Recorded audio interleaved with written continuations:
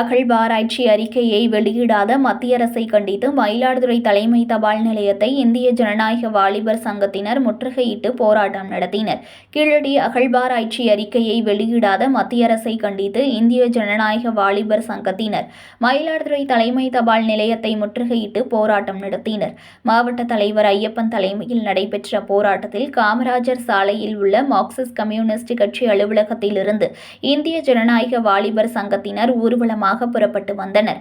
பேருந்து நிலையம் அருகில் வந்த இந்திய ஜனநாயக வாலிபர் சங்கத்தினர் தலைமை தபால் நிலையத்திற்குள் நுழைந்து போராட்டம் நடத்த முயற்சித்தனர். அப்போது மயிலாடுதுறை காவல் ஆய்வாளர் சிவக்குமார் தலைமையிலான போலீசார் தடுப்புகளை வைத்து தடுத்து நிறுத்தினர். அப்போது போலீசாருக்கும் போராட்டக்காரர்களுக்கும் இடையே தள்ளுமுள்ளு ஏற்பட்டது. பின்னர் தபால் நிலையம் முன்பு அமர்ந்து போராட்டத்தில் ஈடுபட்டனர். அப்போது கீழடி தொல்லியல் அகழாய்வு அறிக்கையை மத்திய அரசு உடனடியாக வெளியிட வேண்டும், தொல்லியல் துறை அதிகாரி அமர்நாத் ராமகிருஷ்ணனின் அறிக்கையை திருத்தம் செய்யக்கூடாது என்று வலியுறுத்தி முழக்கங்கள் எழுப்பினர். தொடர்ந்து போராட்டக்காரர்களிடம் போலீசார் பேச்சுவார்த்தை நடத்தினர். இதனையடுத்து போராட்டக்காரர்கள் கலைந்து சென்றனர்.